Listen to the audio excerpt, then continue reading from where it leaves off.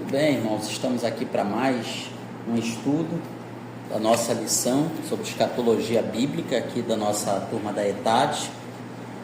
Estamos aí com as nossas lições 5 e 6 para hoje, começando aqui pela número 5, que na verdade é uma continuação da semana passada sobre a grande tribulação. Então, a grande tribulação, ela é entendida por nós como sendo um evento futuro. Nós, como somos pré-tribulacionistas, entendemos que ele vai acontecer. Mid-tribulacionistas e pós-tribulacionistas também entendem que vai acontecer ainda no futuro. Como eu já falei para vocês outras vezes, só quem foge dessa ideia é o pessoal da escatologia consumada, ou teologia consumada, que eles entendem que a grande tribulação já aconteceu e que foram aquelas guerras romano-judaicas lá do ano 70 depois de Cristo. Tá? Mas eles são um posicionamento minoritário, recente, surgiu lá por volta dos anos 2000 com alguns escritores americanos, mas assim, é a minoria da minoria, certo? Bom, a grande tribulação, ela tem algumas características. Uma delas é uma falsa paz e uma falsa prosperidade, como diz aqui no nosso texto 1, 1 Tessalonicenses 5,3. Quando andarem dizendo paz e segurança, eis que lhes sobrevirá repentina destruição, como vêm as dores de parto, a que está para dar à luz, e de modo algum escaparão. Então veja que quando nós analisamos esse texto, ele não pode ser entendido como um indicativo do arrebatamento. Por quê? Porque nesse caso, o arrebatamento ele vai acontecer num momento inesperado.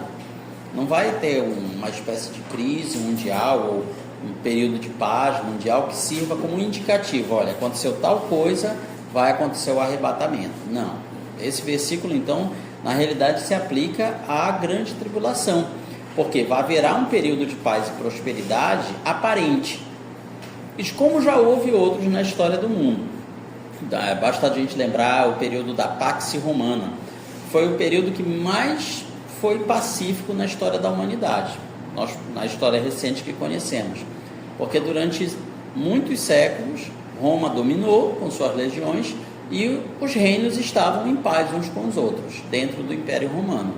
Havia, claro, rebeliões pontuais aqui e ali, mas nada que perturbasse a segurança do Império. Então, esse período da Pax Romana já aponta no futuro para um período de aparente paz e estabilidade, que seria o indicativo do começo da grande tribulação, certo? Então, essas passagens bíblicas, e também Apocalipse 6:2, que fala do primeiro selo, o cavaleiro branco, o cavaleiro do cavalo branco, então está falando de quê? Essa cor branca fala de conquista, vitória, paz. Esse cavaleiro, ele é o primeiro que surge quando é aberto o primeiro selo.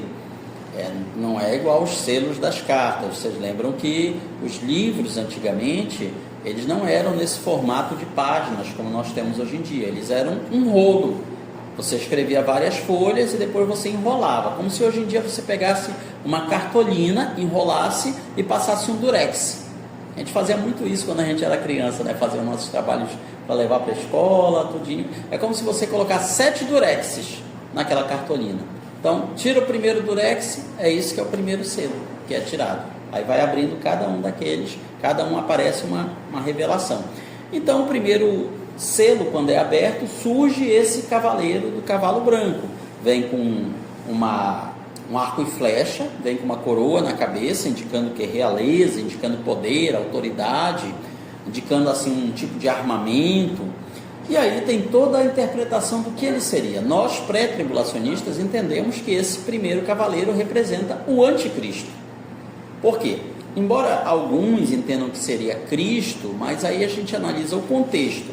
Depois desse cavaleiro branco, vem um cavaleiro vermelho, que representa a guerra, isso está no próprio texto de Apocalipse. Depois vem mais outro cavaleiro preto, representando a carestia, a inflação, a miséria. Depois, por último, vem mais um cavaleiro, seria assim, não é bem um cavalo amarelo, é assim, o termo amarelo não seria um amarelo vivo, seria aquele amarelo pálido, aquele amarelo de morte, aquele amarelo cadavérico, meio esverdeado.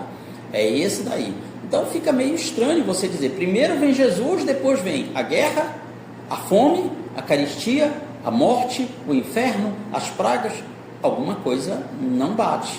Então dá para entender por esses elementos que esse primeiro cavaleiro não representa Cristo. E se não representa Cristo, é o anticristo, é o oposto dele.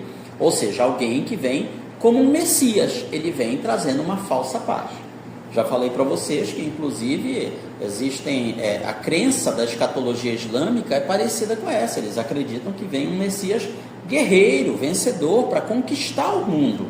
Então veja que a crença deles se baseia, é muito parecida com isso que Apocalipse está ensinando aqui. Inclusive existem muitas ilustrações islâmicas nos escritos deles, mostrando justamente isso, um cavaleiro montado num cavalo branco, com aquela espada muçulmana, cimitarra, né, aquela espada curva, vindo fazer a guerra contra os infiéis. Quem são os infiéis? Todos aqueles que não são muçulmanos, ou seja, católicos, protestantes, budistas, todas as outras religiões que não são os muçulmanos. Vejam então que a escatologia islâmica, nesse ponto, ela é muito semelhante ao que o livro do Apocalipse está mostrando aqui, certo? Aqui falamos ainda, na outra página, 83, sobre a questão do número da besta, o famoso 666. Até um detalhe interessante. Vocês sabem que o Novo Testamento ele foi escrito em grego. Os gregos eles não tinham símbolos para números, eles usavam letras como se fossem números. Então, tem alguns manuscritos do Apocalipse, já que não existe só um, existem alguns diferentes, em que o número da besta aparece 616 e não 666. Interessante isso, saber. E mais interessante quando a gente observa que algumas produções cinematográficas recentes mostram como se existisse vários universos, várias terras, e aí a nossa seria a Terra 616, né, no enredo, no roteiro desses filmes. Um detalhe assim que chama a atenção, certo?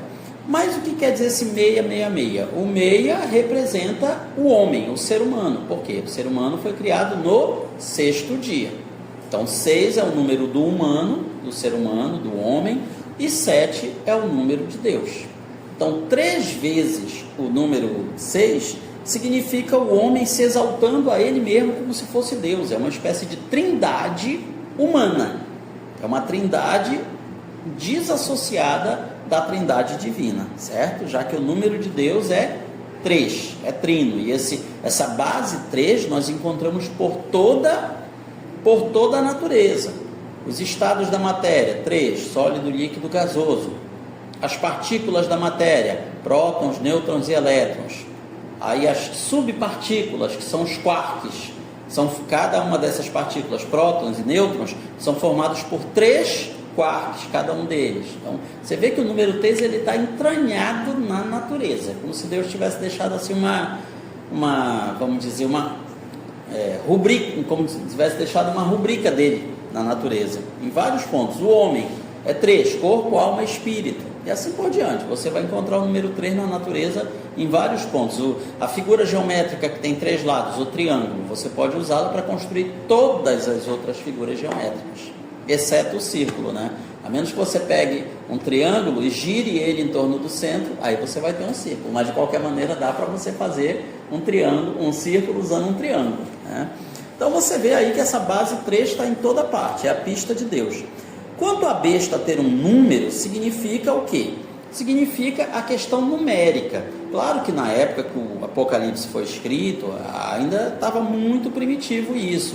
As pessoas não tinham RG, não tinham CPF, elas eram conhecidas assim pelo seu nome e o sobrenome que geralmente era da sua cidade, ou então o sobrenome seria o filho de alguém, tipo Jesus, filho de Davi, Jesus, filho de José, o Bartimeu quer dizer filho de Timeu. O Bar em hebraico quer dizer filho, então Bartimeu quer dizer filho de Timeu. Maria Madalena, na verdade não é um sobrenome, é a cidade dela, era a cidade de Magdala. Magdala é Madalena, então Maria de Magdala, está aí o nome. Então depois que já na nossa língua portuguesa que isso virou um sobrenome.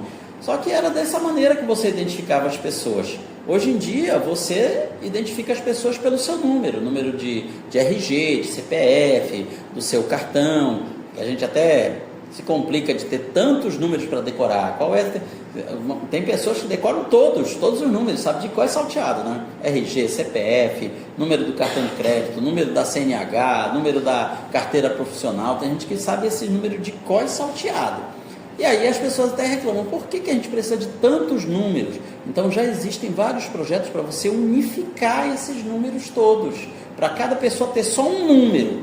Ele poderia ser de vários dígitos, obviamente, mas aquele número lá, pronto, já serviria para todas as utilidades da vida. A tendência é essa, a tendência é que haja essa unificação numérica da humanidade. Então, quando fala do número da besta, quer dizer que ele vai unificar a humanidade através dessa numeração, até como uma forma de acabar com as várias divisões, porque aí com isso todo mundo vai estar numerado, todo mundo vai estar unificado, como a gente costuma dizer, todo mundo vai estar chipado, né? E hoje você pode colocar esses números todos, né, num chip. Alguma pergunta até aí, queridos? Alguma dúvida, algum comentário? Os judeus eles não têm sobrenome, né, até hoje. Eles... Das famílias, sim? Tem os das famílias deles, tem vários sobrenomes, tem vários sobrenomes, não é mais dentro do sistema de identificação deles mesmos. Aí tem a ver às vezes com a tribo que eles pertencem, a família que eles pertencem. Por exemplo, um sobrenome judaico muito comum que nós já ouvimos é Cohen. Cohen é um nome hebraico que serve o quê? Para indicar os da tribo de Levi, da tribo dos sacerdotes. E aí tem vários outros, que tinham as várias famílias da tribo de Levi. Então, muitas vezes são esses nomes hebraicos que indicam a família, ou clã, ou tribo, que aparecem como se fossem sobrenomes deles. O segundo texto fala sobre a tribulação em si, né? Tribulação vem do latim tribulationis, significa tormento. Então, essa expressão grande tribulação, ela aparece claramente em Apocalipse 7,14. Claro, existem outros textos da Bíblia que falam de um período de sofrimento, só que não aparece a palavra grande tribulação, essa expressão. Aparecem outras, por exemplo, em Apocalipse 3,10, como guardaste a palavra da minha perseverança ou da minha paciência, assim eu te guardarei da hora da tentação ou da hora da provação. Isso daí está indicando a grande tribulação, mas veja que não aparece a palavra tribulação em si, mas a ideia é essa, da ideia de um período de sofrimento que virá sobre todo mundo, do qual a igreja será guardada, protegida. Qual é a duração da grande tribulação? Bom, aí a gente entra na questão dos 7 anos. Onde é que a gente tira essa questão dos 7 anos? Tira daqui, das 70 semanas de Daniel. Como é que nós descobrimos isso? 70 semanas, cada semana significam 7, um período de 7. Na verdade, a palavra que nós interpretamos por semanas é um hebraico que significa 7. Então, quando o anjo chega com Daniel em Daniel 9 e fala 70 semanas, ele fala 70 setes. 70 setes é o quê? 490. Aí pode ser 490 o quê? Dias, meses, anos. Bom, aí tem muita gente que pensa, é 490 dias, cada dia vale um ano. Seria o tal do princípio dia-ano. Muito cuidado com isso. O pessoal adventista adora usar essa regra. Não é o princípio dia-ano que está sendo usado aí. Por quê? Porque se fosse o princípio de ano, o anjo diria assim, 77 dias, aí daria 490 dias, cada dia valendo um ano, aí sim seria princípio de ano, como a gente encontra lá em Ezequiel, por exemplo. Ezequiel, Deus manda para ele, olha Ezequiel, tantos dias tu vai te deitar sobre o teu lado direito, tantos dias pelo teu lado esquerdo, cada dia representa um ano do reino de Judá, cada dia representa um ano do reino de Israel. Aí o próprio Deus já estabelece, cada dia vale um ano. Lá também números, quando Deus manda o povo de Israel ficar agora 40 anos no deserto, Deus diz o quê? Vocês vão ficar 40 anos no deserto, para pagar os 40 dias, que foi os 40 dias que os espiões foram, espionaram a terra, trouxeram o relatório, e aí vocês não quiseram ter fé em mim para entrar na terra prometida. Aí o próprio Deus fala, cada dia daqueles 40 dias vai valer um ano. Aí Deus já estabelece, um dia é um ano. Aqui não tem isso. Então como é que nós deduzimos que são 490 anos? Porque se fosse 490 dias ou meses, não abrange todos os eventos. Além disso, na cultura hebraica, lá de Levítico, depois você olha com calma em casa, tem a ideia de semanas de anos. Deus fala, por exemplo, a festa da colheita, que nós chamaríamos de Pentecostes. Aí Deus fala, conferirás 7 semanas, 7 semanas de anos. Semanas de anos. Então, o conceito de semana de ano já está lá em Levítico. E é esse conceito que é usado aqui. Tá? Então, como é que nós sabemos? São esses 490 anos, e aí a gente tem os eventos de começo, de meio e de final. Então, nós temos aqui, por exemplo, quando é que essas 70 semanas começam? O próprio anjo diz, desde a saída da ordem para reconstruir Jerusalém. Quando é que saiu a ordem? Aqui em Neemias 2, 1 a 8. Quando o rei Artaxerxes dá para Neemias a ordem. Olha, aqui a autorização, está aqui os materiais, volte e reconstrua Jerusalém. Mas o Ciro já não tinha mandado eles voltar para Jerusalém algumas décadas antes? Sim, mas a cidade continuava destruída. Voltou uma parte do povo de Israel, né? Reconstruíram o templo, reconstruíram algumas moradas, mas a cidade em si continuava destruída. Tanto é que você lê Neemias primeiro, o irmão de Neemias vem até ele, e aí, mano, como é que está lá Jerusalém? Largada as traças, está uma maior miséria. O povo está lá, aquela terra arrasada, continua aí. Neemias se entristece com aquilo, né? Pensando que estivesse melhor, afinal já tinha passado muitos anos que eles tinham voltado, mas ainda continuava destruída a cidade, nem os muros tinham reconstruído. Então a cidade não tinha sido reconstruída, propriamente dita.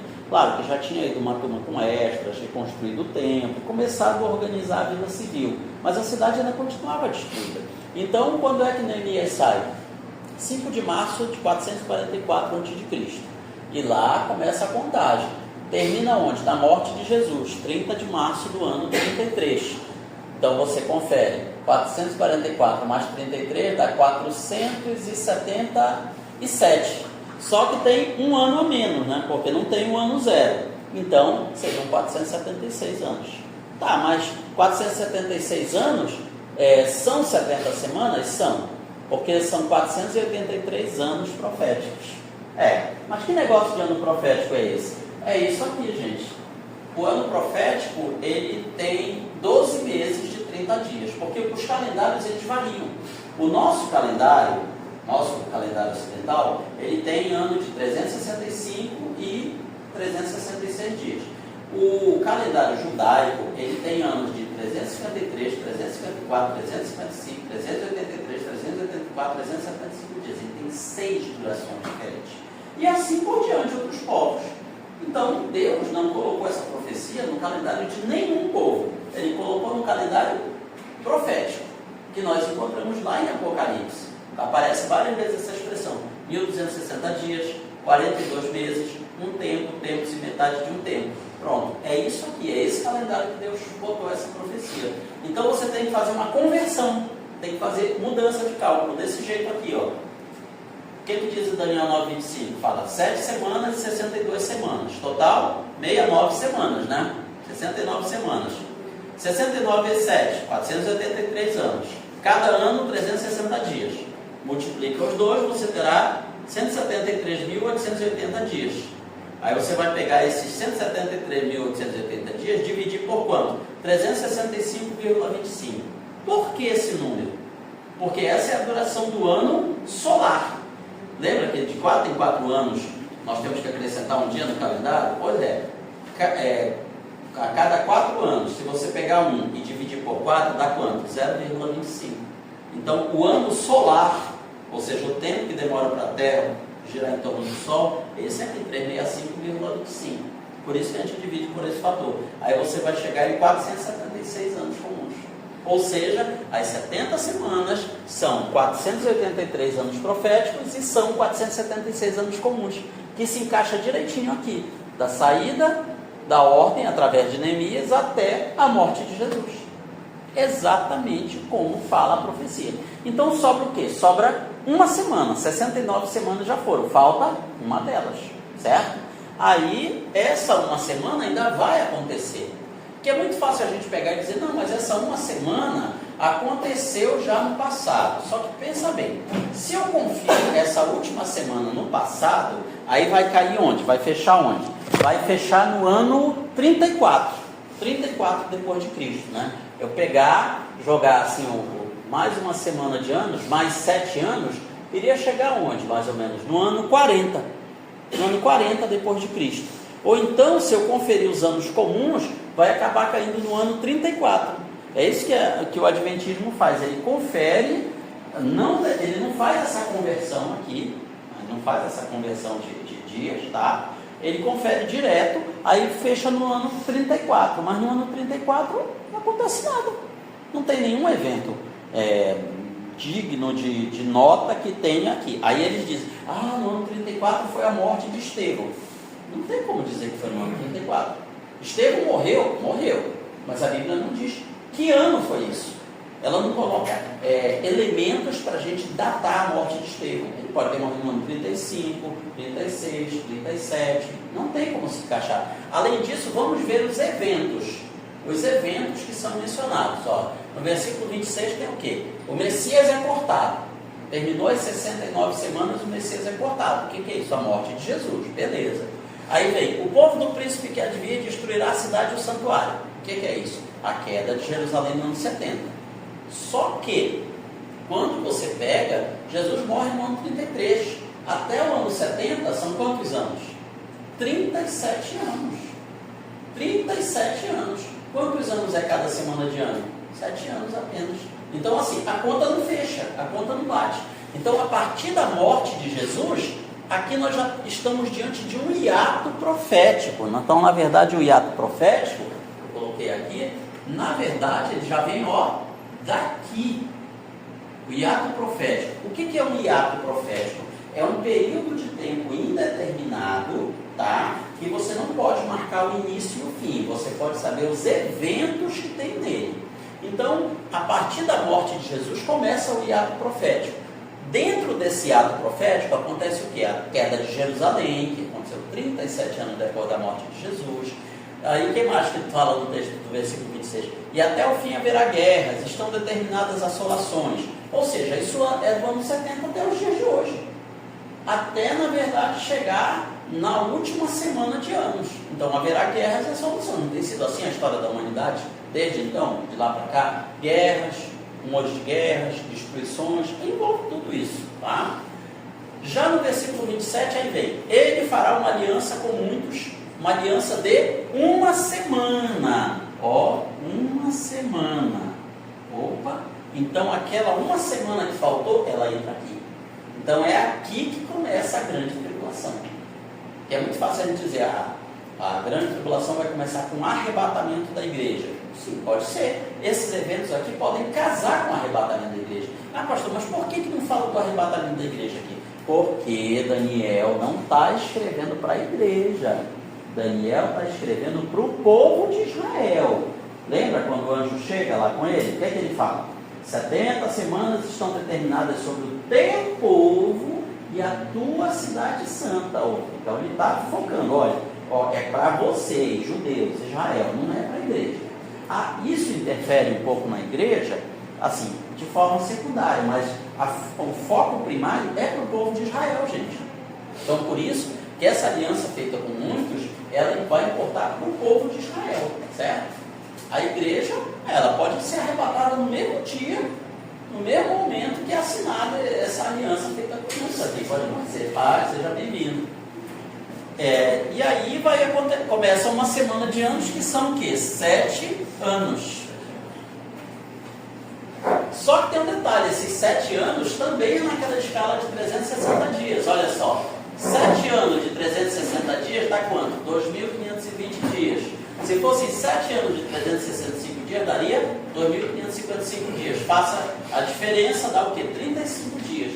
Quer dizer que, na realidade, esses 7 anos da grande tribulação vão dar, na nossa contagem, vão dar 6 anos, tá? E praticamente 11 meses. Vai faltar, assim, pouco mais de um mês para poder fechar os 7 anos, tá? Por isso que Jesus falou que esses dias seriam abreviados, ou seja, um mês a menos de tribulação, certo?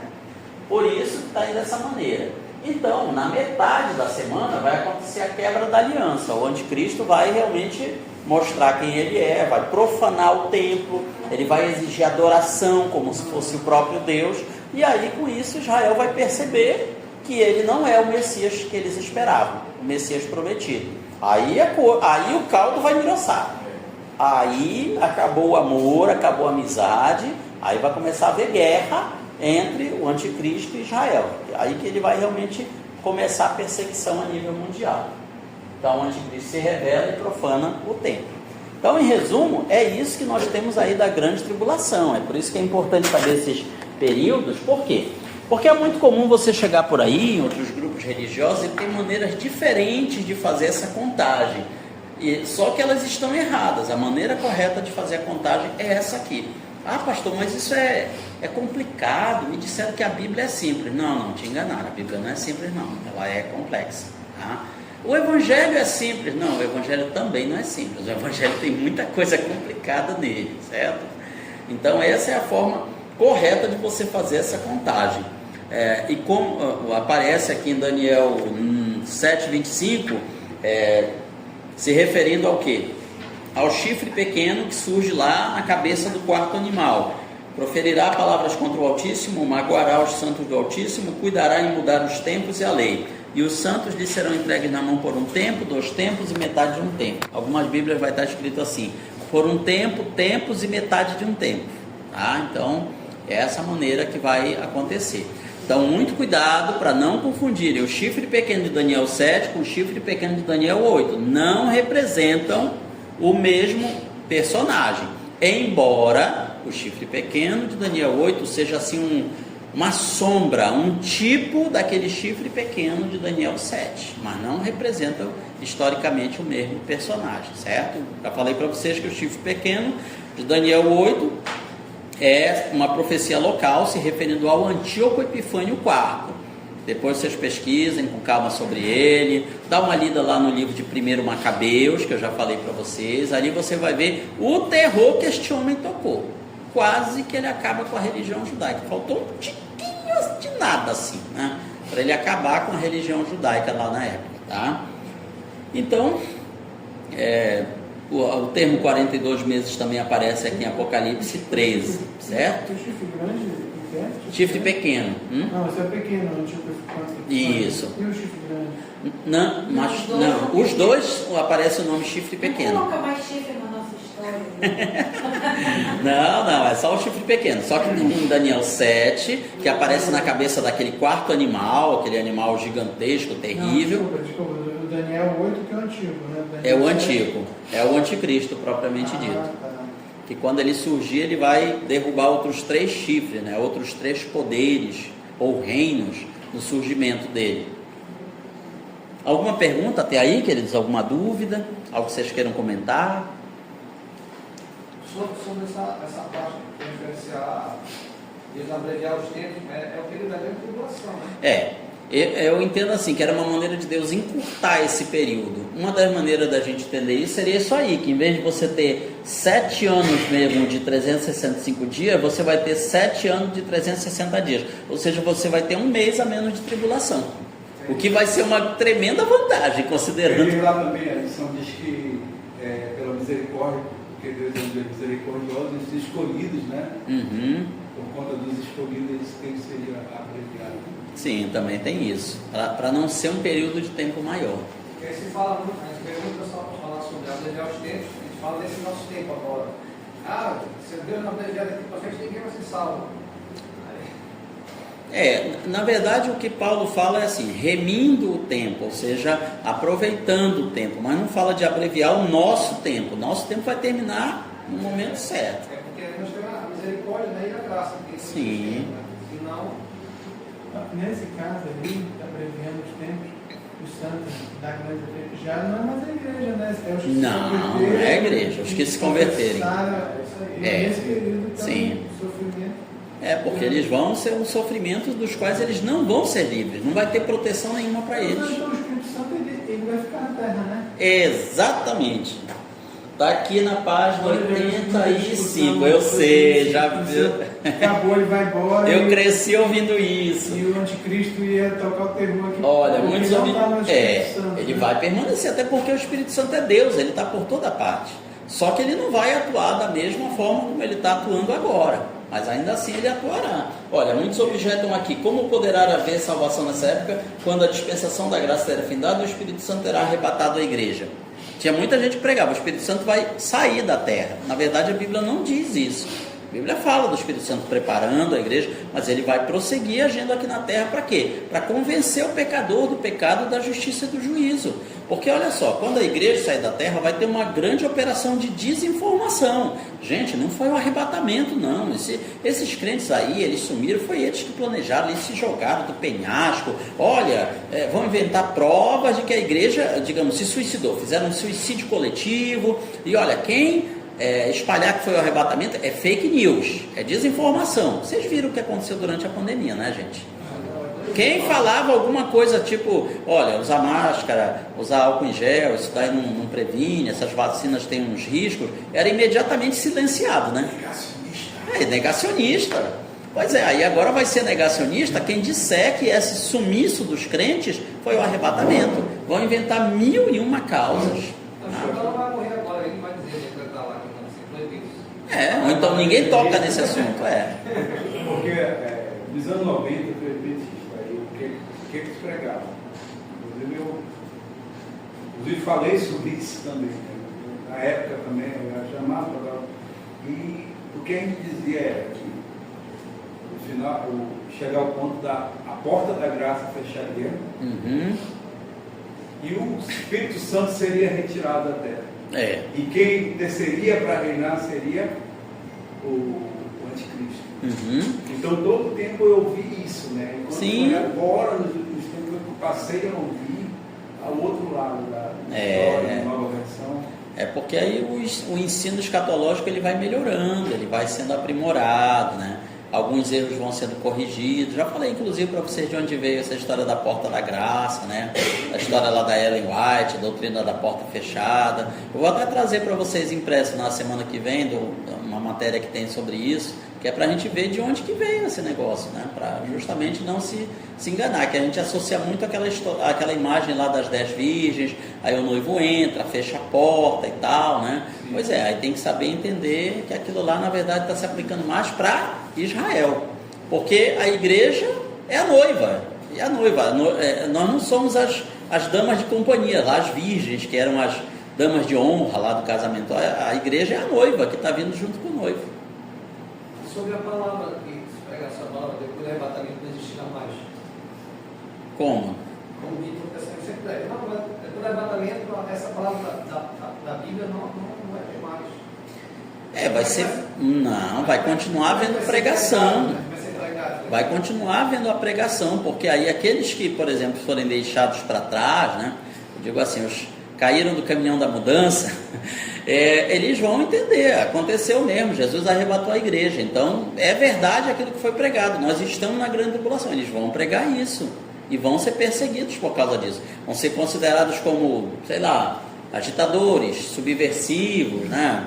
Golpistas, esses nomes aí que o pessoal dá, para uma maneira de tirar eles. Então, quem vai ter essa percepção de que realmente o povo de Deus subiu é quem realmente conheceu, é desviado, né? Sim, exatamente. Porque os não crentes que nunca ouviram porque todos vão ouvir, né?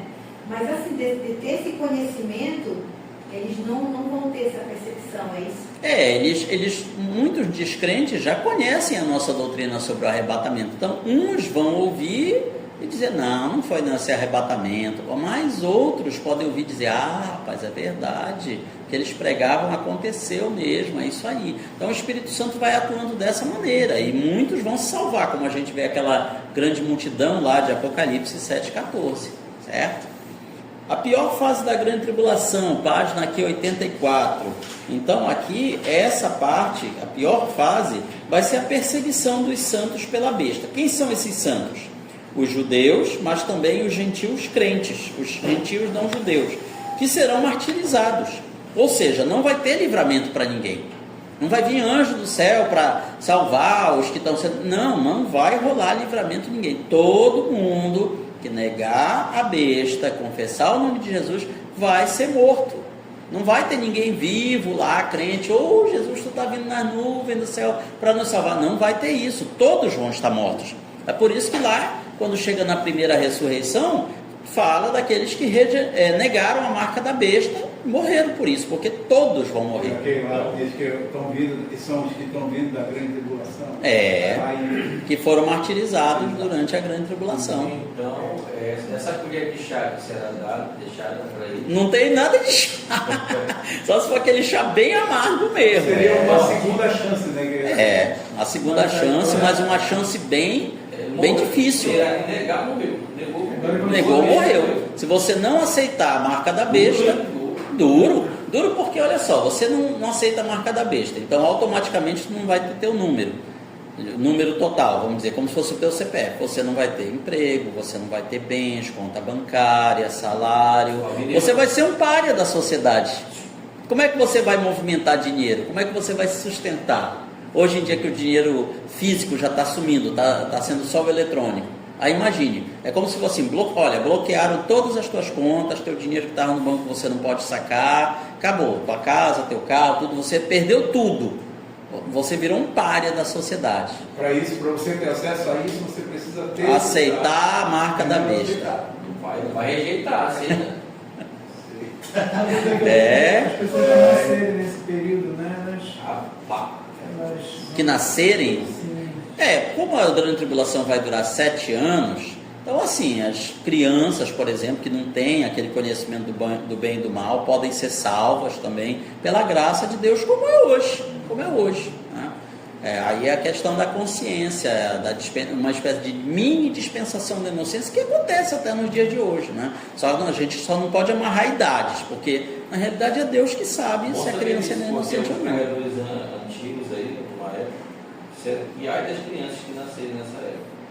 Também. Elas vão sofrer muito. Por causa das pragas que vão cair. O mundo vai ficar em convulsão. A gente não vê, por exemplo, a guerra que está acontecendo lá em Gaza. É um exemplo. As crianças estão sofrendo lá. A guerra que está acontecendo lá em vários países africanos. Lá na Síria, né, que muitas populações estão sendo mortas por islâmicos, os drusos e vários outros. As crianças sofrem mais com tudo isso aí. Morrem os pais, a criança fica ali desamparada no meio daquela guerra. Imagine. As consequências pós-guerra também, Sim. É terrível. As doenças que vêm, a questão da fome, a questão da estrutura vai embora. Sim.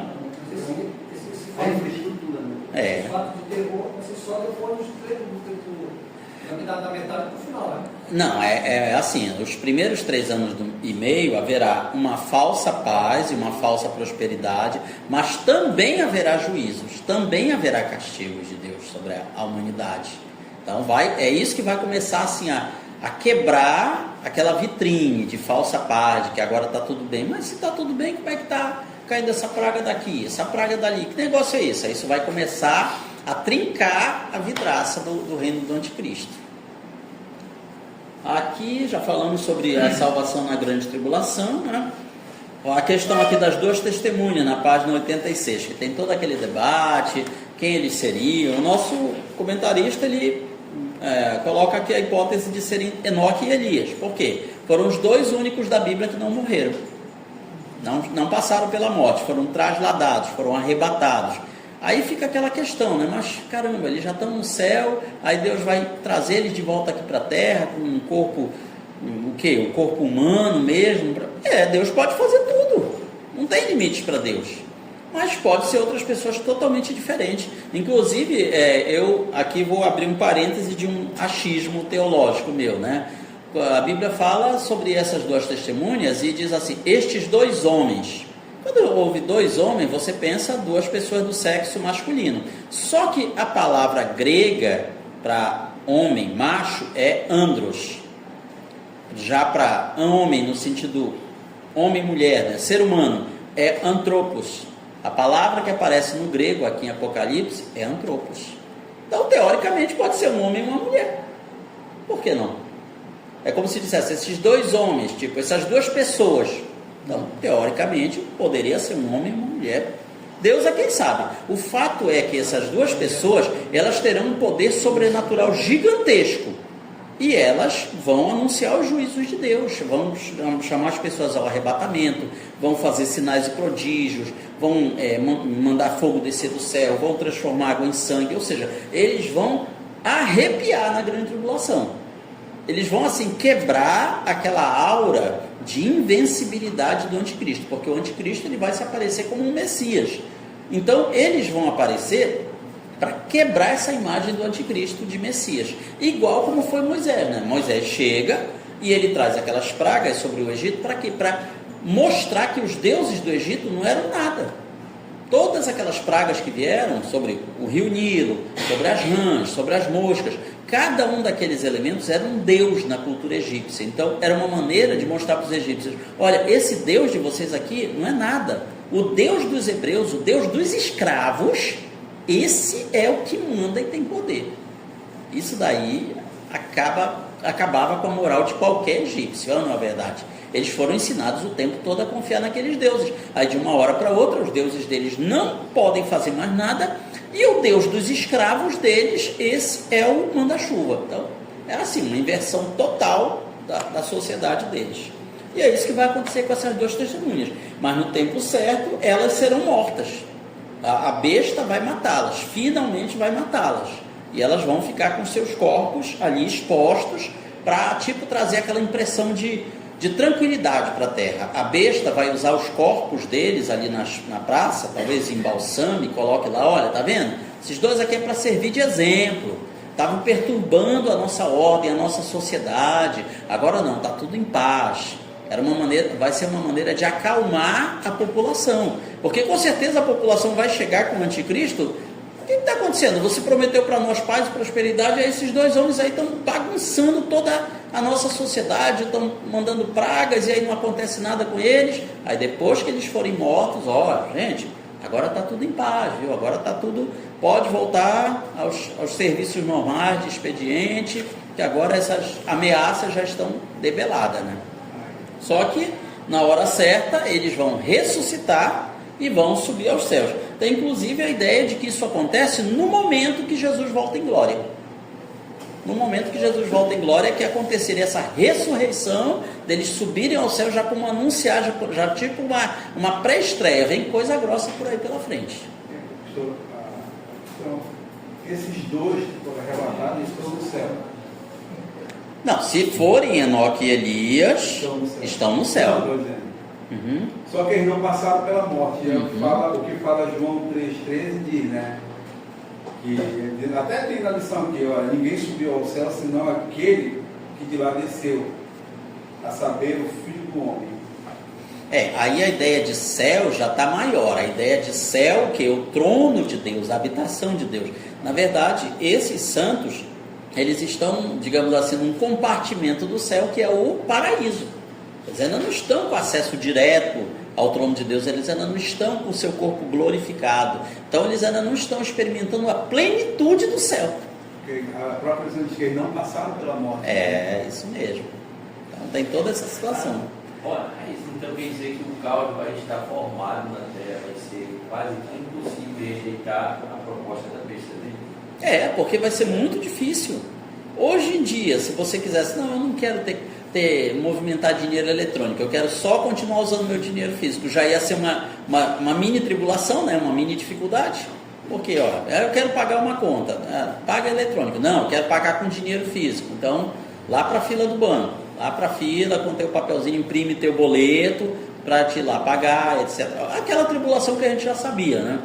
Meu serviço lá, quando era dia de pagamento, o serviço parava, que aí todo mundo imprimindo seus boletos, ia lá para a agência bancária, passava a manhã inteira pagando. Do troco. Não é opcional, mas o CPF, né?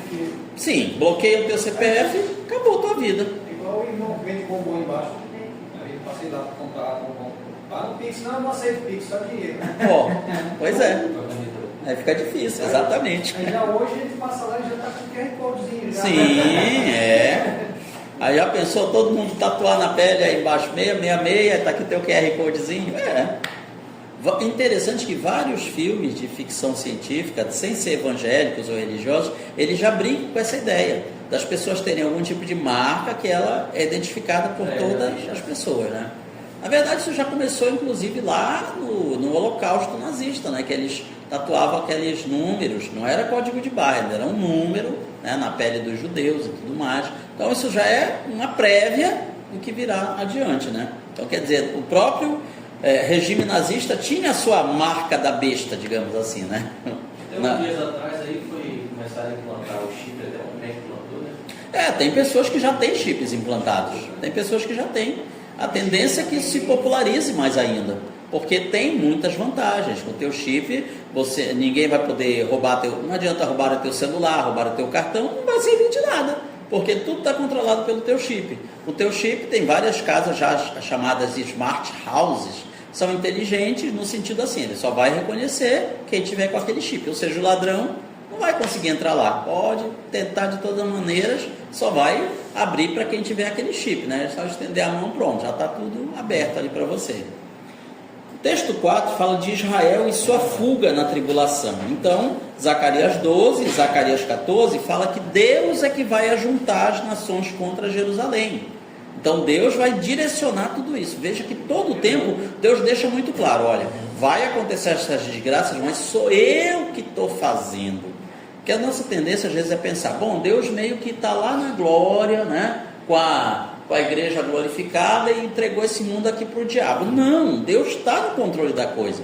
Deus permite que o diabo venha, tome conta, pinte e borde, mas é sempre Ele que está no comando. Ele não perde o controle em momento algum. É isso que é o glorioso. É a gente saber que tudo isso que vai acontecer, não é o diabo que está tocando o terror. Ele pensa que está no controle, mas na verdade quem está no controle é Deus.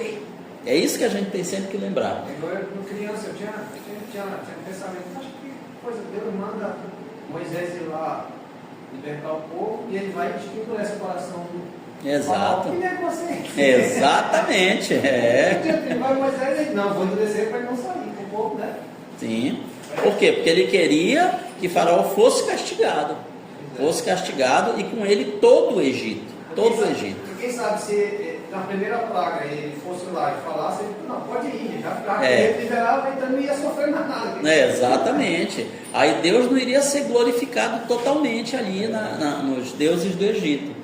Aqui essa questão da fuga menciona as regiões de Edom, Moabe e Amon, que seriam montes e abrigos naturais.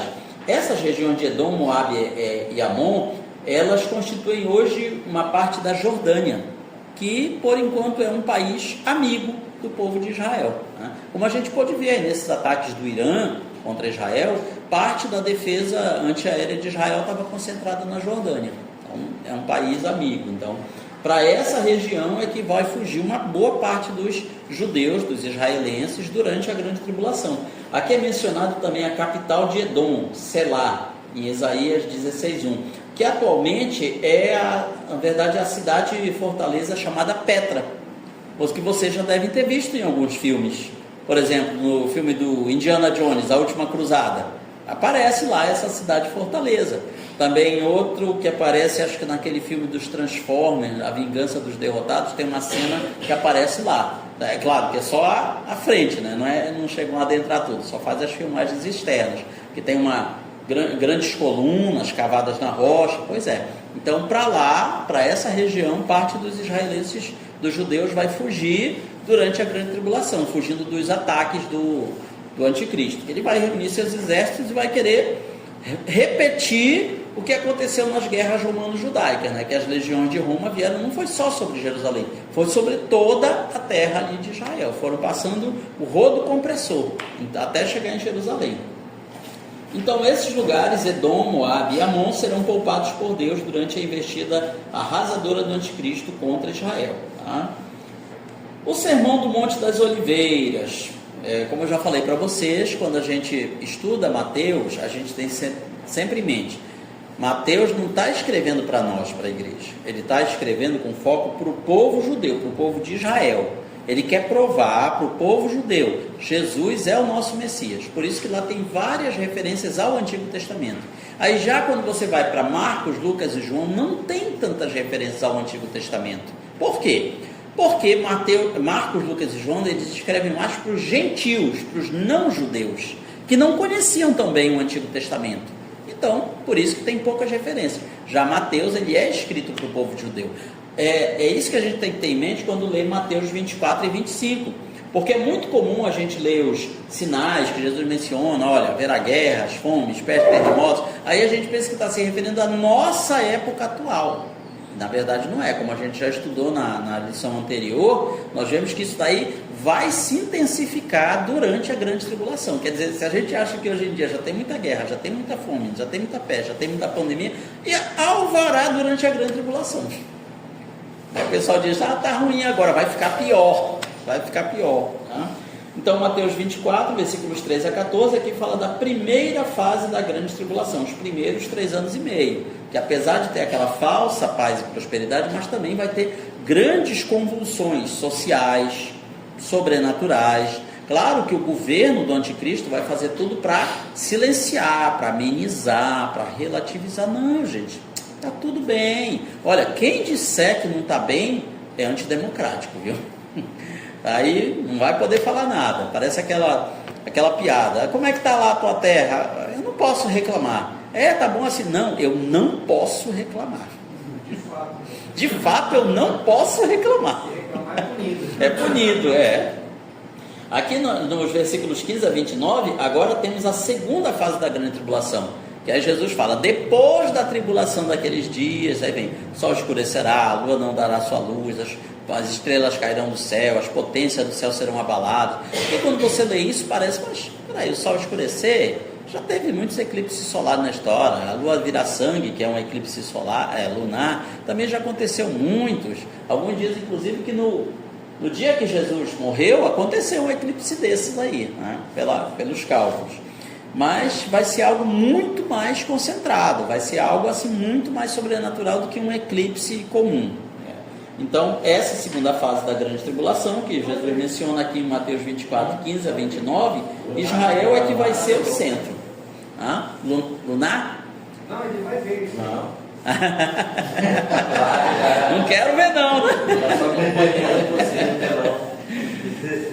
Já em Mateus 24, 30 e 31, aí Jesus vem, então aparecerá no céu o sinal do Filho do Homem. Que sinal será isso? Não sabemos. Tem alguns grupos, como os adventistas, que eles dizem que esse sinal de Jesus aparecendo no céu é as tábuas dos 10 mandamentos, com o mandamento do sábado bem no meio, bem destacado. Sim, eles dizem isso. Eu sei, é estranho, mas eles acreditam assim. Mas eu acredito que esse sinal vai ser simplesmente aquele clarão, né? Aquele portal se abrindo, né, entre a terra e o céu, algo assim glorioso mesmo, chegar chegando. Antes ele veio discreto, né? Veio silêncio, uma criancinha nascendo lá em Belém, aí para arrebatar da igreja veio no silêncio também. Agora não, agora vem com todo o pique que merece, né? Tipo, é rei mesmo, chegando para valer. Então aí todos verão. Aí fica aquela dúvida, né? Como é que toda a terra vai ver? Claro, hoje em dia nós temos meio de comunicação global, mas tem outras maneiras também. Eu creio assim que a volta de Jesus com os anjos e com a igreja, ela vai envolver o planeta. Não vai acontecer só ali em Israel. Ali em Israel vai ser onde ele vai se manifestar. Mas assim, vai ser algo que vai rodear o planeta, vai envolver o planeta inteiro. Então aí todas as pessoas de todo lugar do mundo vai estar vendo, está acontecendo um negócio que nunca aconteceu antes. Então isso daí todos verão. Jesus é onipresente, né? É onipresente, sim. Vai estar em todo lugar. Sim. E é interessante que ele fala que as tribos da terra se lamentarão, os povos se lamentarão. Então ninguém vai ver aquilo dizer, aleluia, Jesus está voltando. Não, vai ser, caramba, Jesus está voltando. Vai ser desse jeito. Ninguém vai festejar. Todos vão temer porque vão saber, agora a gente está lascado. Aquilo que os crentes anunciaram que ia acontecer, agora está acontecendo. Pronto, então, se o que eles disseram, eles falaram que Jesus vinha voltar e vinha voltar para se vingar, com sangue nos olhos, para matar mesmo. Aí, então, se a gente não acreditou, aí, então, se agora apareceu, o resto que eles contaram deve ser verdade. Então ele não vai chegar como um cordeiro, olha, povo da terra, sejam bons, vou perdoar. Não, ele vem para matar mesmo, para arrasar. Aí já é tarde para quem quiser. Aí é tarde. É tarde. Não tem mais chance. Aí não tem mais chance. Tu falaste, né? Quem fez, fez. Quem não fez, não fez. Aí não vai ter. O chá acabou. Eu estava vendo, né? Eu acho que o caboclo tem aquela síndrome do pânico estudando essa lição. Eu sei. Às vezes, quando eu falo isso em alguns grupos que não são de debate teológico, são de debate político, aí vira e mexe as pessoas, como a gente é pastor, né? Aí pensam assim, que a gente está feliz só para pregar a paz, o amor. Digo, olha, gente, agora é uma coisa, mas quando Jesus voltar, vai acontecer assim. Não, Jesus é bonzinho demais, ele é o Cordeiro de Deus. Sim, ele é o Cordeiro de Deus, mas também é o leão da tribo de Israel. Ele vai vir como leão. Aí a gente fala para eles, assim, discorre um pouquinho. Eles não acreditam, eles acham demais fantástico, né? Mas é o que vai acontecer. Mateus 25 tem a parábola das 10 virgens, que a gente conhece mais, mas tem a parte B do capítulo, que é justamente o quê? O julgamento das nações. Quando vier o Filho do Homem com seus anjos, vai sentar no seu trono, vai reunir as nações, vai separar as ovelhas dos bodes. Pois é, então é esse julgamento que vai acontecer, que não é o julgamento da igreja. Então Mateus 25 não está falando da igreja. A igreja já foi julgada no tribunal de Cristo, como estudamos nas lições passadas, e agora ela vem para assistir o julgamento também. Vai ser desse jeito. Alguma pergunta, dúvida, comentário até aí, irmãos? Deu para esclarecer essa parte? Esse cálculo que eu coloquei aqui para vocês, na verdade é um desenvolvimento maior daquilo que está aqui nas páginas 92 e 93, que aqui menciona por alto essas datas. Eu só estiquei mais alguma coisa, né? Coloquei mais algum detalhe, mas as datas principais estão aqui, tá? Isso. Na lição 6 vamos falar sobre a volta de Jesus, que é Apocalipse 19 e Zacarias 14 também, né? Então, começa onde? Com a derrocada dos governos da terra. Lembre que durante 7 anos o anticristo governou aqui, ele reorganizou os países, reorganizou as nações. Talvez daquela maneira que eu falei para vocês da aula passada, dividindo o mundo em 10 regiões, confederações de países. É uma possibilidade, né? É um projeto que existe, mas não sabemos se realmente será isso. O fato é que serão 10 divisões, o mundo estará dividido em 10 reinos, tá? Que serão a base do governo dele. Só que agora esses reinos começam a cair, esses reinos começam a enfraquecer, então a base de governo dele começa a fragilizar. E aí, no meio de tudo isso, o que é que ele faz? Vamos guerrear contra Israel. Talvez justamente essa derrocada das nações possa ser um dos motivos que leve ele a atacar Israel. Olha, o mundo agora está com dificuldades financeiras, nós precisamos, sei lá, dos minérios que tem na terra de Israel, lá no Mar Morto. Tem muitos minérios lá no Mar Morto que valem bilhões de dólares. Então, esse de repente pode ser uma justificativa ali para atacar. Não, vocês não querem conceder por bem, a gente vai pegar por mal. Então, é uma possibilidade. Eu não estou dizendo que vai ser assim, mas dentro do contexto geopolítico que a gente já conhece dos países, essa pode ser uma. Não seria a primeira vez, né? A gente cansa de ver guerras aí acontecendo por causa de fontes de água, fontes de minério. A própria guerra ali da Ucrânia que está acontecendo tem um desses. Esse é um dos motivos, porque ali na Ucrânia você tem vastas regiões férteis para plantio de trigo, que com certeza a Rússia iria gostar muito de ter no território dela. Então, tudo isso é levado em conta, né? Mas essa derrocada dos reinos da terra, ela já estava anunciada lá em Daniel 2, na visão da estátua, tá? Você vê aquela pedra, aquele meteoro, né, caindo sobre os pés da estátua. Não cai sobre a cabeça, que é Babilônia, não cai sobre o peito, que é a Média Pérsia, não cai sobre o ventre, que é Grécia, não cai sobre as pernas, que é Roma, cai nos pés, que representa o quê? O nosso tempo, a nossa época. Porque nós estamos o quê? Na época dos pés, em que você tem reinos fortes e reinos fracos, países fortes, países fracos. Países fortes como o ferro, tipo, sei lá, Estados Unidos, Rússia, China, própria Europa junta, né? E você tem os reinos fracos. O nosso Brasil é um reino fraco, se a gente for botar na balança, né? Nós temos muitos recursos humanos, naturais, mas geopoliticamente nós somos fracos. Infelizmente. Infelizmente somos, né? Então Cristo, ele representa essa rocha dos séculos, que vai vir como um meteoro e vai destruir todos os reinos e vai se tornar o último reino de todos, aquela montanha, né, que enche a terra e que nunca mais passará, porque o reino dele vai ser eterno, não vai ser suplantado por mais nenhum. Né? Satanás será expulso dos céus. Aqui o nosso comentarista ele fala sobre os textos lá de Isaías 14, Ezequiel 28, que falam assim, aquelas características do rei de Tiro e do rei de Babilônia, mas aplicadas a quem? A um ser celestial, um querubim ungido, que foi lançado dos céus por sua rebeldia, por sua rebelião, ou seja, a sua queda. É interessante que nesse parágrafo a palavra comércio, que aparece em Ezequiel 28:16, na multiplicação do teu comércio se encheu o teu interior de violência. No hebraico significa tráfico, ou seja, ir acima e abaixo, levando e trazendo. Aí o nosso comentarista faz aqui uma analogia, levando e trazendo o quê? Será fuxico, mais histórias, falando mal? Isso se encaixa no de Satanás, porque ele é chamado de quê? De acusador dos nossos irmãos. Ou seja, dá a entender que ele tem acesso ao trono de Deus e ele nos acusa de dia e de noite. Ou seja, ele vê o que nós estamos fazendo errado. Ó Deus, aquele crente lá que tu salvou, tá vendo? Olha o que ele está fazendo, olha lá o que está aprontando. Para quê? Para que Deus retire de sobre nós a sua graça, a sua misericórdia. E ele, tipo assim, olha, ele está pecando, me entrega aquele lá, eu quero aquele.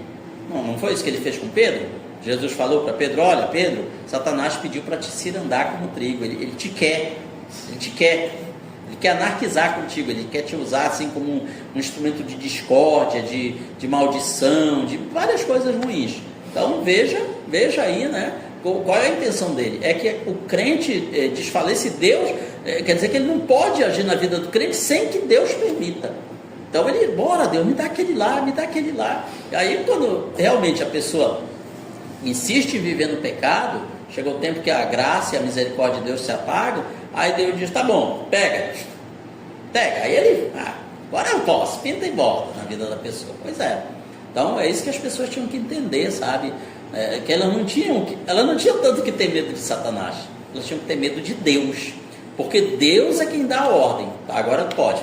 É como se fosse assim, Satanás fosse um cachorro, aí só que ele só ataca quando Deus pega.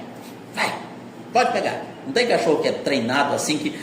Eu cheguei a ver num vídeo, né? Era 3 pitbull lá, tudinho. Aí eles queriam avançar quando viram um chihuahuazinho passando. Aí a dona deles estava perto.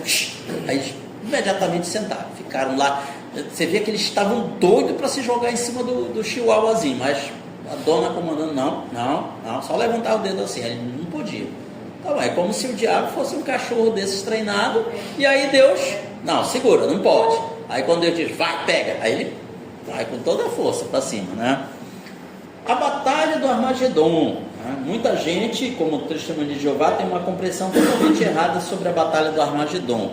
Eles meio que não acreditam que vai ser uma guerra literal, acham que é algo espiritual, simbólico, mas ali o texto está literal, ali fala de exércitos, ali dá inclusive o lugar. Armagedon é a planície de Megido, que fica lá em Israel, que pode concentrar um grande número de tropas, certo?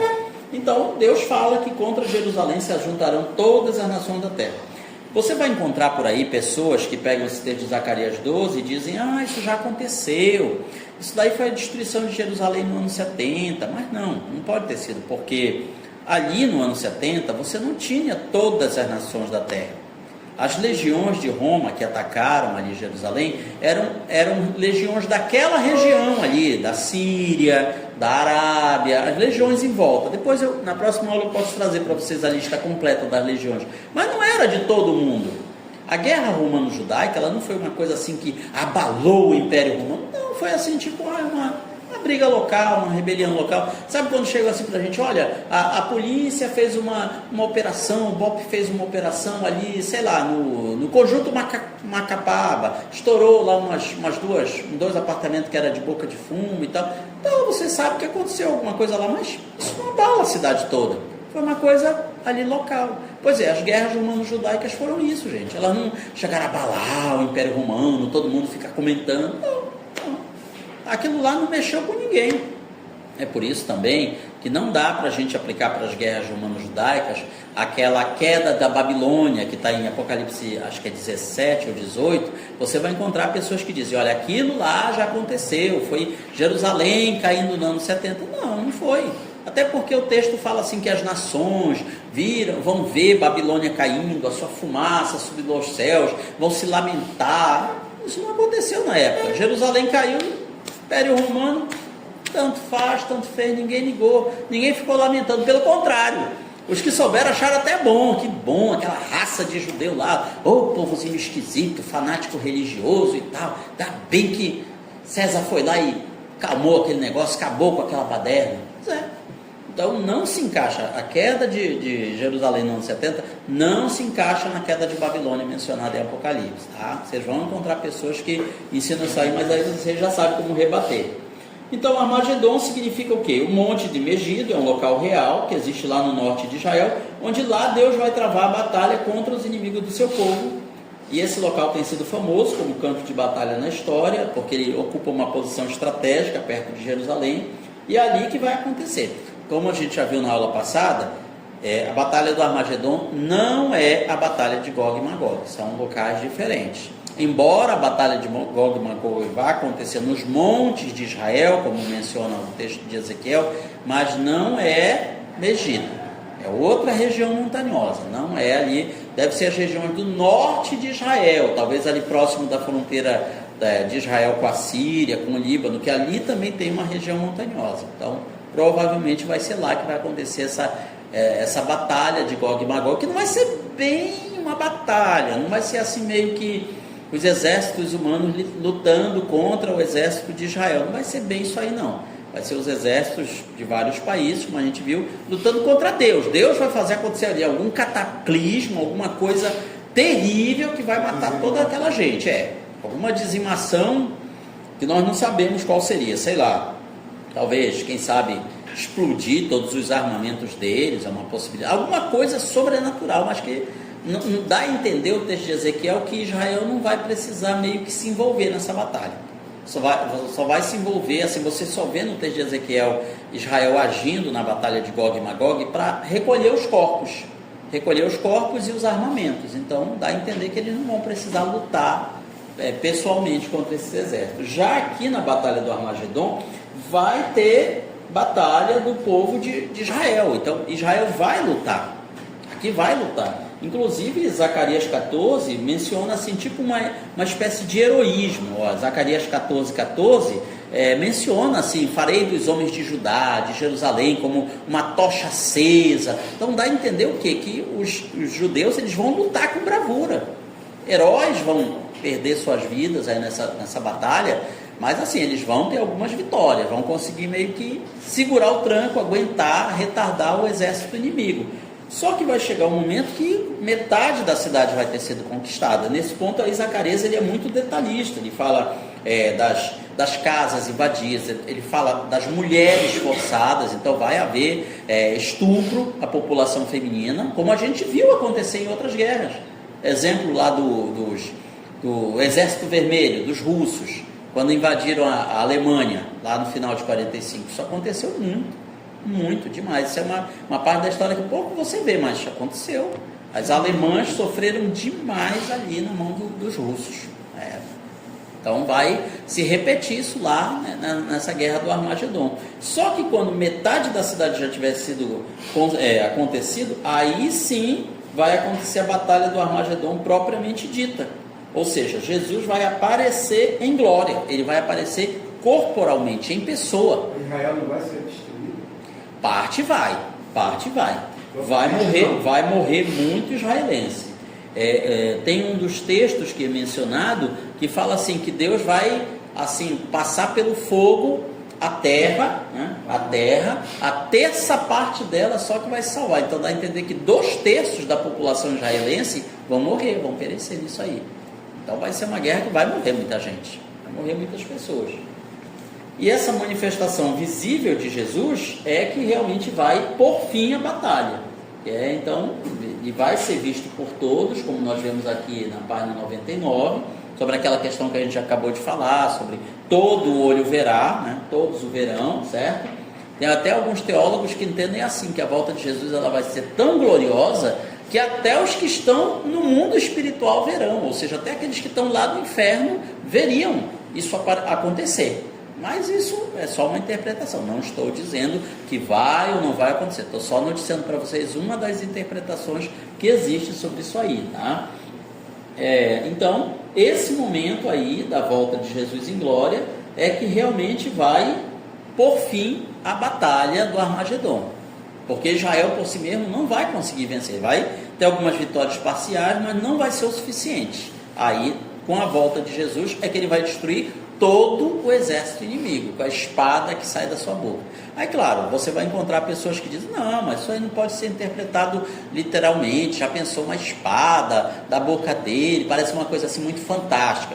Aí a gente tem que ver que a escatologia, as profecias, tem gente que interpreta assim.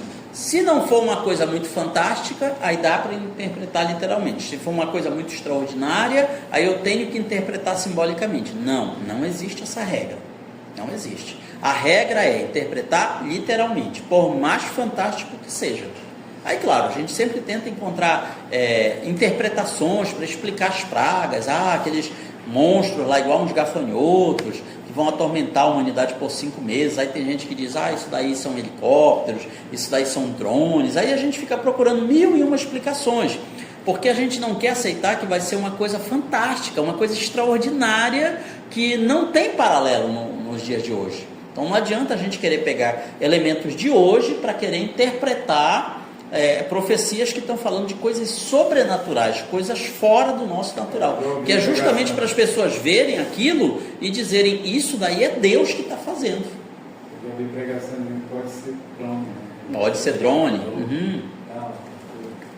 Ou algum tipo assim de criatura mutante, sei lá, escapou de um laboratório, coisas desse tipo, sempre para querer encontrar uma explicação humana.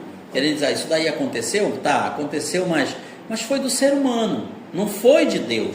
Então as pessoas, você vai encontrar muito isso, pessoas tentando explicar humanamente coisas que é Deus que vai fazer, que não tem explicação natural. Então são coisas que realmente só quem ficar, quando as pessoas perguntam, pastor, como é que vai ser isso, aquilo, eu digo, fica para a grande tribulação que tu vai descobrir.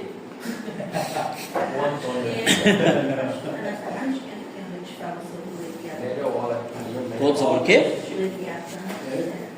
Não, o Leviatã ele não aparece nessas profecias de Apocalipse. O Leviatã ele vai aparecer em algumas profecias como de Isaías e de Jó, sendo assim um símbolo de um monstro que representa as trevas, gigantesca. Aí alguns usam isso até como um sinônimo assim para o diabo, né? Mas seria uma figura dele, Aí tem toda aquela construção hoje em dia, Leviatã é uma potestade, uma espécie de mega demônio que domina algumas regiões. Não, a Bíblia não dá base para a gente interpretar isso daí. Essa parte assim do mundo espiritual, melhor a gente não se aventurar nisso. Se tem demônio, tá possuído, repreende, sai em nome de Jesus e eu não quero saber como é que é a hierarquia dos demônios, quem é que é potestade aqui, quem é que é potestade. Não, isso não é importante para nós. Não dá. Tem muitas teorias, mas na verdade não importa para nós. Não importa. O que importa é que a maior é aquele que está conosco. Aí tem crente que às vezes se perde nisso daí. Pega livros de ocultismo antigos, né, para querer tirar elementos dali. Não, esses livros não podem servir como referência. Tipo, os 7 príncipes do inferno e tal, coisa desse tipo. Não, isso daí não é para o crente se preocupar com isso aí, não. Amém. A destruição do anticristo e do falso profeta. O anticristo não será o diabo nem Judas Iscariotes, como alguém já se aventurou a dizer, né?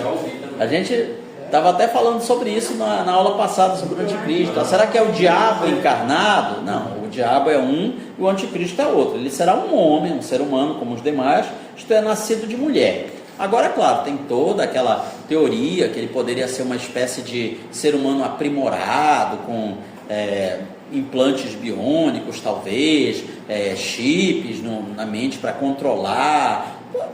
Pode ser e pode não ser. Tanto faz. Ele pode ter. O certo é que ele terá poderes sobre-humanos. Pode ser o Elon Musk? Não sei. Se for, coitado dele, né? Mas não sei, tudo é possível. Ou uma criação dele, então criando muita coisa lá. Pois é. Não tem jeito. O único jeito de saber é ficando para a grande tribulação. Cadinho, o que tu acha? O fato é que eles não serão mortos instantaneamente. Nem ele, nem o falso profeta. Lembra do falso profeta, aquele líder religioso de uma igreja, de uma religião apóstata que vai dar base para o anticristo. Tá? Lembrando também, acho que é mencionado aqui ao longo desse nosso texto, só que eu perdi aqui onde eu marquei, que vai chegar o momento que o anticristo também vai quebrar essa aliança, não é só com Israel, é com a igreja apóstata, com essa religião apóstata, que a sede dela fica nessa cidade chamada Babilônia. Então quem é que vai destruir Babilônia? Dá a entender que quem vai destruir a Babilônia é o anticristo. Por quê? Porque talvez o que vai acontecer? Essa falsa religião com sede nessa cidade, que a Bíblia chama de Babilônia, ela vai dar base para o anticristo, para ele projetar. Mas dá a entender que depois ela vai ganhar vida própria, vai começar a competir com ele, a rivalizar com ele. E ele não vai querer rival. Então qual vai ser a maneira dele? Olha, até aqui deu certo, agora corta aqui, não tem mais parceria. E aí, para ficar só ele no poder, ele vai destruir Babilônia. Dá a entender, inclusive, a queda de Babilônia, que vai ser uma coisa rápida, numa só hora, talvez um bombardeio nuclear, quem sabe, ou pega aí todos os bombardeios B2 que tem, joga tudo lá em cima da cidade e destrói toda ela em uma hora. Mil coisas, né? Nós temos hoje em dia já tecnologia para fazer isso, para destruir uma cidade em pouco tempo, em pouquíssimo tempo. Isso pode ser feito. O fato é que Babilônia vai cair justamente para não rivalizar com o anticristo, com o poder dele, certo? E já ele e o falso profeta, eles serão lançados vivos no lago de fogo e enxofre, que fica onde? A Bíblia não diz. É comum a gente pensar, ele fica no centro da terra. Outros dizem, fica no centro do sol. Não, eu entendo que o lago de fogo e enxofre não é um lugar físico na nossa dimensão, ele está em outra dimensão, uma outra dimensão. Então, sei lá, Jesus abre um portal ali, joga os dois ali vivos. Como assim vivos? Quer dizer que eles vão ali queimar, né? Queimar seu corpo físico e vão ficar sofrendo lá também. E é interessante que quando você vê lá na frente o diabo sendo solto do abismo e lançado também no lago de fogo e enxofre, diz assim, onde já se encontram, onde já estão o anticristo a besta e o falso profeta. Dá a entender que eles ainda estão queimando lá, ou seja, eles vão ficar lá pela eternidade inteira. A morte física deles já vai acontecer lá no lago de fogo e enxofre. Mas não é aquela morte de deixar de existir. Eles vão continuar existindo, mas no total sofrimento, né? Ou seja, eles vão sofrer a ira divina de uma forma diferenciada, o que é justo. Afinal de contas, eles corromperam a humanidade inteira. Eles levaram as pessoas todas para o caminho da perdição daquela época. Aqui na página 90, já falei da 99, a aceitação nacional de Israel a Jesus, como é mencionado em Zacarias. Então, essa aceitação vai acontecer quando os judeus verem Jesus voltando em glória. Eles vão reconhecer que aquele lá é o Messias que eles esperavam. Como é que eles vão reconhecer Jesus? Pelas marcas dele nas mãos. Esse aí que os crentes pregavam que era o Salvador, o Messias, é esse que está vindo nos salvar. Então eles vão assim, cair em si. A Bíblia fala que vai ter grande choro, grande pranto, de arrependimento, para eles reconhecerem. Quer dizer que durante 2000 anos a gente rejeitou o nosso Messias. Nós crucificamos o nosso Messias, nós rejeitamos ele. Os crentes que foram arrebatados anunciaram a verdade para a gente não acreditou e agora está se cumprindo. Então é isso que vai levar ao arrependimento de Israel como nação. Tá? Mas só quando eles verem a volta? Que aí eles vão cair em si, vão conferir que realmente aquilo que nós hoje pregamos é verdade. Tem alguns grupos que eu participo de debate teológico, e num desses tinha um judeu, e aí vamos para a escatologia, aí, mostrando para ele todas essas partes aí. Então, não, isso daí é muito incrível, é muito fantástico, eu não acredito. Eu digo, pode não acreditar agora, mas se tu estiver vivo quando isso acontecer, tu vai ter que te converter, tu vai ver, tu vai conferir, tu vai lembrar, bem que aquele pastor Danilo lá do Amapá tinha falado isso. Pois é. E aí termina a história? Não, ainda tem mais um capítulo. Qual é? O julgamento das nações, que está lá em Mateus 25, a segunda parte do capítulo. Então, Mateus 25, versículos 31, 32, né? Aqui o Filho do Homem, com seus anjos, reunirá as nações, os que sobrarem, né? Que a gente pode logo imaginar que depois de todas aquelas pragas durante 7 anos, vai ter morrido muita gente na Terra. Hoje nós somos o quê? 8 bilhões, talvez na época seja, sei lá, metade, talvez 1 bilhão, porque olha só quanta gente vai morrer aqui. Aqui o nosso comentarista coloca, primeiro item aqui na página 100, a destruição dos exércitos de Gog, vai morrer muita gente, né? Vai morrer todo o exército de Gog. O juízo do 4º selo, 1/4 da terra vai morrer. O juízo da 3ª trombeta, não diz quantos vão morrer, mas a gente pode imaginar que as águas vão virar sangue, imagine. Juízo da 6ª trombeta, vai morrer 1/3 dos habitantes. Juízo da 7ª taça, não diz quantos, mas vai ser o maior terremoto da história. Eu posso assim fazer uma teoria que o círculo de fogo, né, que é aquela área que dá a volta na Terra, de vulcões, depois vocês pesquisam em casa, não é o filme Círculo de Fogo, tá? É o cinturão de fogo, que é aquela monte de falhas geológicas que tem ao redor da Terra, que estão conectadas. Tem uma série de vulcões adormecidos. Imagina aquilo ali pipocando. O que vai acontecer no mundo? Só um. Só um, na verdade eu acho que vai ser todos. Que diz que vai ser um terremoto mundial. Vai ser tanto que vão se tornar parecendo que é só um. Não? Só um. Outras causas de mortandade, pragas, guerras, tumultos, desordem, distúrbios, atropelos, também a mortandade entre os judeus, aquilo que a gente tinha falado ali, olha, da terça parte, só sobrar a terça parte, 2/3 dela, da terra, serão eliminados e perecerão, mas a terceira parte restará nela. Essa parte dirá, é o meu povo, o Senhor é o meu Deus. Então dá a entender que do povo de Israel só vai sobrar 1/3 da sua população. Vai morrer muita gente. Vai morrer muita gente. Para a gente ter uma ideia, na batalha do Armagedon, antes dela começar, tem um anjo que ele vai para os céus e urubus, águias, todas as aves de rapina, venham para o banquete. Aí ainda diz, né, que depois que Jesus volta e mata o exército do anticristo, ainda diz, e todas as aves se fartaram das suas carnes. Imagine só a mortandade que vai ser de gente, né? Então o Antigo Testamento fala disso, desses castigos de morte coletiva. E aí a gente passa para o julgamento das nações. Ainda diz, os que restarem das nações. Então muita gente vai ter morrido e Cristo vai reunir. Aí a gente lê logo isso aqui e pensa, mas como é que Jesus vai reunir todas as nações só num lugar? Vamos para os cálculos. Se você coloca uma pessoa em pé, ela ocupa em torno de 2 metros quadrados. Tá? Parece muito, mas não é. Tá? 2 metros quadrados, o quê? Os porcelanatos aqui desses. Vamos dizer que seja esses 4 aqui de 2 metros quadrados. Se a gente ampliar isso para toda a população mundial, 8 bilhões de pessoas, vamos pegar todas elas e fazer as contas, você poderia colocar toda a população do mundo na cidade de São Paulo, sabia? Eu não estou falando de botar um em cima do outro nos prédios, não. Vamos dizer que a gente pegasse a cidade de São Paulo, tirasse todos os prédios, aplainasse tudo, inclusive os morros, toda aquela área da cidade de São Paulo. E aí você coloca a população do mundo lá, cabe. Toda a população do mundo hoje caberia num quadrado de 42 quilômetros de área. 42 quilômetros não é muita coisa, né? Não é muita coisa. É o quê? Eu acho que é o dobro da distância daqui para Santana, né? Daqui para Santana, uns 20 quilômetros por aí. Pois é. Então você imagina um quadrado de 42 por 42 quilômetros. Toda a população do mundo cabe ali. Em pé, um do lado do outro. E como não vai ter 8 bilhões na época, né? Vai ter morrido muita gente. Eu sou pessimista. Eu acho que vai sobrar 1 bilhão de habitantes no mundo. Isso na melhor das hipóteses. Eu acho, é o meu achismo gospel, tá? Pode ser até menos, quem sabe. Márcio vai estar lá. Pois é, então essa parte aí será reunida, né? E justamente julgada. E aí vai ser aquele julgamento. Eu tive fome, deste de comer, eu tive sede, me deste de beber, etc. Você vê que ali Jesus não está perguntando quem me aceitou como Senhor e Salvador. Não.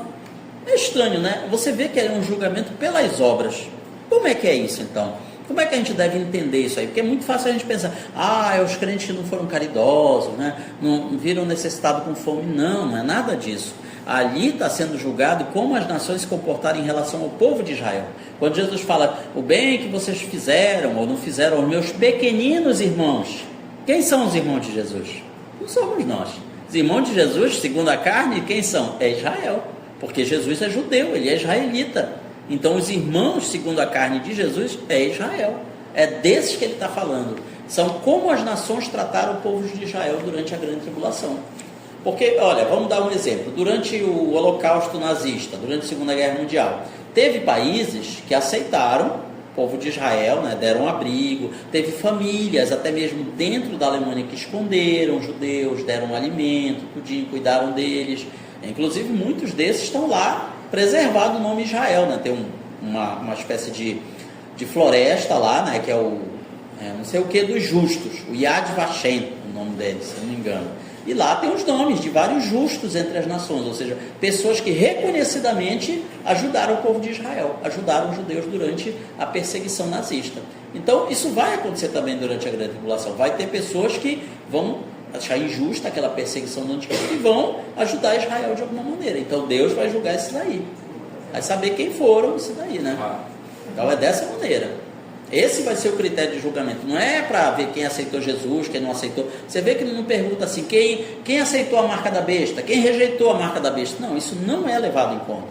Tá? Porque já passou essa seleção. A seleção que está sendo feita é pelos que sobraram vivos, como eles trataram o povo de Israel. Então você vê que o foco ali é Israel. A igreja, ela sai de cena nesse momento, né? A adoção, os irmãos, filhos por adoção nesse momento. Nós somos filhos por adoção. Estou dizendo, esse aí não está nesse contexto. Não. A nossa parte já passou. Já estamos lá arrebatados, glorificados, já estamos de boa. Aí agora o foco é Israel. Nesse ponto aí a gente saiu de cena.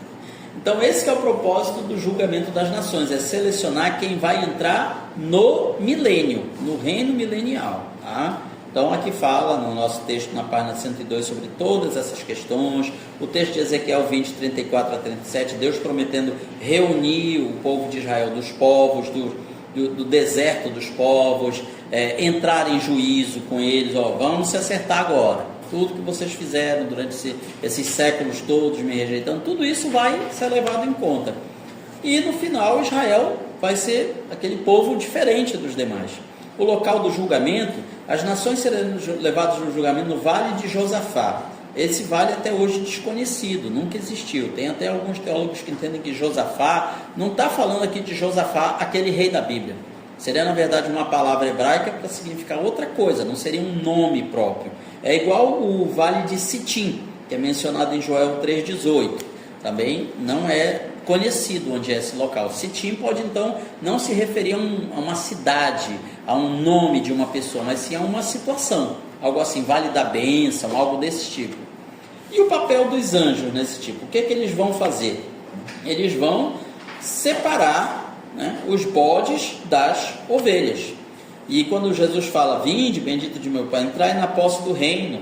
Reino aí não é o céu, é o reino milenar, aqui na terra.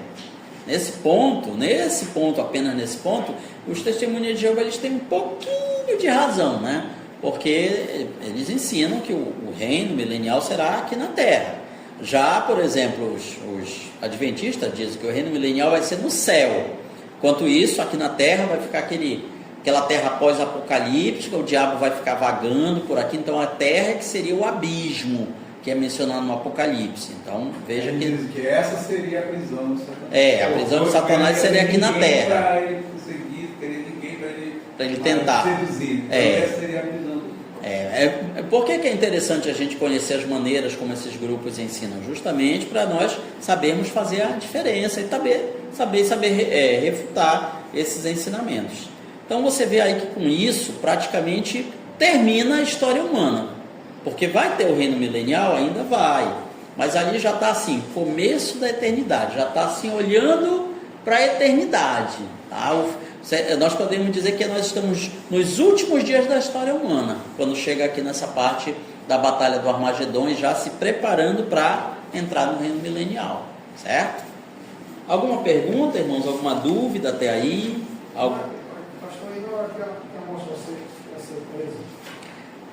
Sim, que menciona em Apocalipse um período em que os homens vão querer morrer e não vão conseguir. É uma praga bem terrível. Então mostra que Deus vai ter poder sobre a morte, que as pessoas vão querer morrer e não vão conseguir, para fugir daquele tormento. Será no período da grande tribulação. Nos 3 últimos É isso, nesse período pior de todos. Ou seja, Deus vai castigar a humanidade como nunca antes castigou. Aí diz que Satanás será solto e a morte será presa, né? Ele vai tentar e não vai morrer. Já pensou? A pessoa se enfoca tudinho e tal, balança e não morre. Dá um tiro na cabeça, não morre. Toma um veneno, não morre. Mas claro que eu acho que vai sentir os efeitos, né, daquilo. Vai ficar lá se sentindo mal, com dores e tal, mas não vai morrer. Também tem esse. No meu grupo de estudos, eles falam assim, naquele tempo, até Satanás vai querer se matar, não vai morrer, é verdade. Hoje, no sentido literal, o inferno existe? Sim, o inferno existe. Ele continua existindo. Aqueles que negam a existência atual do inferno, de duas uma. Eles confundem inferno com sepultura. A sepultura é a cova onde você joga o corpo. Aí eles pegam e dizem, não, mas Sheol... Quem está no inferno hoje? Os ímpios que estão sem Deus, e numa espécie de subcompartimento do inferno, que é o Tártaro ou o abismo, aí estão presos os anjos caídos piores, mais perigosos de todos. Quer dizer que esses demônios que a gente está lidando hoje em dia não são os piores? Não, os piores mesmo estão presos. Teve alguém que disse que o inferno ainda não foi inaugurado? Não, o que não foi inaugurado é o Guiena, o lago de fogo e enxofre. O Guiena, ele é o inferno do inferno, é o lugar onde o próprio inferno vai ser lançado. Imagine, né? Na cabeça, é por isso que hoje em dia por isso que hoje em dia, se fosse para meter medo mesmo no pecador, não precisa chegar lá no púlpito e gritar e tal, não, vou fazer aqui um estudo, uma leitura em Apocalipse bem básica, pronto, já é o suficiente. Quem não se converter, não se converte. Quer se converter ou não? Não precisa nem gritar e pular e sapatear, não, vamos ler aqui, vamos fazer uma leitura básica aqui em Apocalipse, basicão mesmo, bem simples, pronto, é o suficiente para muita gente já, pelo menos, começar a pensar em ter uma vida melhor com Deus, né? Resumindo tudo, a vida é eterna. Sim, a vida é eterna, igual a morte. A vida é eterna e a morte é eterna. Acho que eu já falei sobre você, para você, né? Aqueles que vão para o inferno nunca morrerão. Nunca morrerão. Ou então, assim, a gente pode entender de outra maneira. Eles nunca deixarão de existir, mas eles vão continuar existindo num estado de morte sem nunca morrer. Eu vou usar uma analogia. Imagina uma pessoa que ela está com AIDS. Aí ela pega aquelas doenças, né, todas oportunistas, e está ali sofrendo aquelas coisas todas. Ou então um câncer, né? A pessoa, eu quero morrer, alguém me aplica uma injeção para eu morrer. Não tem, até em alguns países, essa questão do suicídio assistido, que a pessoa não suporta mais viver com aquele mal-estar, com aquela dor, ela quer morrer para acabar com aquela existência. Agora imagine uma pessoa querendo morrer e não consegue morrer. Então vai ser isso o inferno. Você vai querer deixar de existir, mas você não consegue deixar de existir. Aí é que está, é a morte eterna. Não é a aniquilação eterna, vamos usar as palavras certas. Aniquilar quer dizer o quê? Deixar de existir total. Que isso seria um prêmio para o pecador, né? Pecador, olha, eu virei poeirinha cósmica, né? Deus me desintegrou aqui, então eu não estou vendo nada, eu não estou sentindo nada, eu não estou pensando nada, eu estou no estado de inexistência. Aí Deus não vai dar nem esse refresco para o pecador. Ou seja, o recado de Deus para o pecador é assim: nem a morte vai fazer você se livrar de mim, porque eu sou o dono da morte, eu tenho as chaves da morte do inferno. Ou seja, sou eu que vou castigar você, não é Satanás, não são os demônios, não são eles que vão administrar, eles não são os carcereiros da sua prisão, sou eu. É comigo que você vai ter que se acertar. Alguns diziam pregando, que vai se lançar no inferno, o diabo está cutucando. Tá nada. Ele não passa nem perto de lá. O justo, né? Ele vai ter o corpo glorificado. Mas e os ímpios, eles também receberão um novo corpo. Um corpo imortal, um corpo incorruptível. Quer dizer que aquele corpo deles não vai se desfazer, eles vão sofrer no corpo. Não é só sofrer na alma e no espírito. Só assim, desintegrou aqui o corpo, ficou só o fantasminha, vamos dizer assim. Ele vai sofrer no corpo, na alma e no espírito. Porque lá a pessoa não vai ter descanso, ela não vai dormir, ela não vai ter pausa para o cafezinho, pausa para o lanche, não. É aquilo o tempo todo, né? A Bíblia fala que é trevas, que é chamas. Aí claro, vai ter aquele ímpio que vai chegar, mas como é que vai ter chama lá se a Bíblia fala que vai ser trevas? Aí eu respondo que respondi para um deles. Chama sem luz. Aí diz, não, mas não existe chama sem luz. Existe. Pega um pouco de etanol e toca fogo. Vê se aparece a chama. É uma chama invisível. Mas coloca o braço perto para ver se não queima. Tá lá. E no vulcão lá que tu não vê, você vê aquele queimando lá e não vê a qualidade, né? Também tem tudo isso. Então veja que vai ser ao mesmo tempo trevas e chamas. Na verdade, são as palavras que a Bíblia usa para dizer assim, é um sofrimento inimaginável, algo que indescritível, algo que as nossas palavras não têm como descrever totalmente. Meu Deus. Vai ser tudo isso, e vai ser para sempre, ou seja, as pessoas vão estar lá sabendo que não tem mais como sair de lá, elas vão estar lá para toda a eternidade, não tem uma segunda chance, não tem uma repescagem, não tem um negócio assim, olha, vamos agora fazer, vocês já ficaram aqui 1000 anos, 10.000 anos, vou fazer agora um outro julgamento e agora vocês vão ter uma outra chance, né? Bora ver quem já está mais purificado, tipo um purgatório. Não vai ter isso. Então, queridos, com isso a gente pode